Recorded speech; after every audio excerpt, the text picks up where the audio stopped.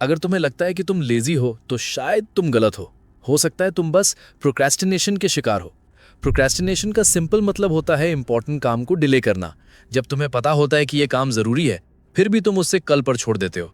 जैसे कल से पढ़ूंगा, बस एक रील और, अभी मूड नहीं है, या थोड़ा सा रेस्ट करके स्टार्ट करता हूँ। धीरे धीरे ये थोड़ा सा पूरा दिन बन जाता है, फिर पूरा वीक और फिर पूरा साल निकल जाता है बिना किसी रियल प्रोग्रेस के। सबसे डेंजरस बात यह है कि प्रोक्रास्टिनेशन शुरू में कंफर्टेबल लगता है, पर एंड में गिल्ट, स्ट्रेस और रिग्रेट छोड़ जाता है। एटॉमिक हैबिट्स के ऑथर जेम्स क्लियर एक्सप्लेन करते हैं कि हम अपने गोल से नहीं बल्कि अपनी डेली हैबिट्स से शेप होते हैं, और प्रोक्रास्टिनेशन एक ऐसी हैबिट बन सकती है जो धीरे धीरे तुम्हारी लाइफ को एवरेज बना देती है। तुम सोचते हो कि तुम बस आज काम डिले कर रहे हो, पर रियलिटी में तुम अपने फ्यूचर को डिले कर रहे होते हो। अब सबसे इंपॉर्टेंट बात, प्रोक्रास्टिनेशन लेजीनेस नहीं होती। बहुत बार जो लोग प्रोक्रास्टिनेट करते हैं वो एक्चुअली लेजी नहीं बल्कि ओवर थिंकर्स होते हैं। उनके दिमाग में इतने सारे डाउट्स और फियर्स होते हैं कि वो स्टार्ट ही नहीं कर पाते। द नाउ हैबिट के ऑथर नील फियोरे कहते हैं कि प्रोक्रास्टिनेशन एक फियर रिस्पॉन्स होता है। फेलियर का फियर, जजमेंट का फियर या परफेक्ट ना होने का फियर।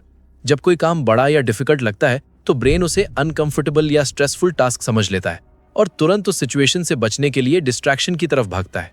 इसीलिए तुम इंपॉर्टेंट काम के टाइम पर अचानक फोन उठाने लगते हो, यूट्यूब ओपन कर देते हो या रूम साफ करने लगते हो। ये लेजीनेस नहीं है, ये तुम्हारा ब्रेन तुम्हें अनकंफर्टेबल फीलिंग से बचाने की कोशिश कर रहा होता है। द प्रोक्रास्टिनेशन इक्वेशन के ऑथर पियर स्टील ने एक्सप्लेन किया है कि हमारा ब्रेन शॉर्ट टर्म रिवॉर्ड को लॉन्ग टर्म सक्सेस से ज्यादा इंपॉर्टेंस देता है। इसीलिए एग्जाम की पढ़ाई बोरिंग लगती है पर फोन इंटरेस्टिंग लगता है, क्योंकि फोन तुम्हें इंस्टेंट डोपामीन देता है।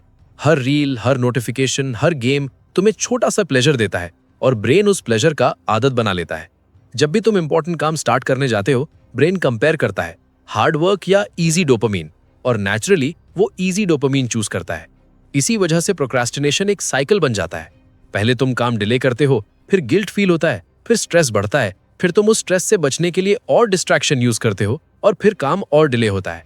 धीरे धीरे ये साइकिल तुम्हारी आइडेंटिटी बन जाती है और तुम सोचने लगते हो कि तुम डिसिप्लिन इंसान बन ही नहीं सकते। लेकिन अच्छी बात यह है कि प्रोक्रास्टिनेशन कोई परमानेंट प्रॉब्लम नहीं है, ये सिर्फ एक पैटर्न है और पैटर्न्स को बदला जा सकता है। और ये चेंज मोटिवेशन से नहीं, स्मॉल एक्शन से स्टार्ट होता है। सबसे पहला सोल्यूशन है 5 मिनट रूल। खुद से बोलो कि तुम बस 5 मिनट के लिए काम स्टार्ट करोगे, सिर्फ 5 मिनट। क्योंकि ब्रेन को स्टार्ट करना सबसे डिफिकल्ट लगता है, कंटिन्यू करना नहीं। जब तुम 5 मिनट स्टार्ट कर देते हो तो अक्सर तुम फ्लो में आ जाते हो और काम नेचुरली कंटिन्यू होता है। दूसरा सोल्यूशन है 1 टास्क रूल। एक टाइम पर सिर्फ एक काम। मल्टीटास्किंग तुम्हें प्रोडक्टिव नहीं बल्कि डिस्ट्रैक्टेड बनाती है। जब तुम एक ही टास्क पर फोकस करते हो, तुम्हारा ब्रेन उसमें डेप्थ क्रिएट करता है। डीप वर्क के ऑथर कैल न्यूपोर्ट कहते हैं कि डिस्ट्रैक्शन फ्री फोकस ही रियल सक्सेस की है। तीसरा सोल्यूशन है एनवायरनमेंट कंट्रोल। अगर फोन ही डिस्ट्रैक्शन है तो फोन को दूर रखो। अगर बेड पर पढ़ते हो तो स्टडी टेबल पर शिफ्ट हो जाओ। तुम्हारा एनवायरनमेंट ही तुम्हारी हैबिट्स को कंट्रोल करता है। चौथा सोल्यूशन है क्लियर स्टार्टिंग पॉइंट। बहुत बार हम इसलिए प्रोक्रास्टिनेट करते हैं क्योंकि हमें पता ही नहीं होता स्टार्ट कहां से करना है।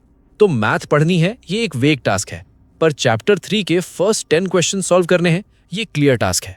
जब टास्क क्लियर होता है, ब्रेन उसे एक्सेप्ट कर लेता है। सच ये है कि मोटिवेशन का वेट करना ही प्रोक्रास्टिनेशन का सबसे बड़ा रीजन है, क्योंकि मोटिवेशन एक्शन के बाद आता है, पहले नहीं।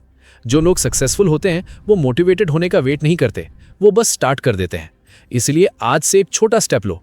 परफेक्ट प्लान का वेट मत करो, परफेक्ट मूड का वेट मत करो, बस स्टार्ट करो। क्योंकि आज का एक छोटा एक्शन कल की बड़ी सक्सेस बन सकता है। और अगर तुमने आज भी स्टार्ट नहीं किया तो 1 साल बाद भी तुम वहीं होगे। अगर तुमने अभी तक पूरी वीडियो देखी है तो मैं कह सकता हूं कि तुमने प्रोक्रास्टिनेशन को खत्म करने का पहला स्टेप ऑलरेडी ले लिया है।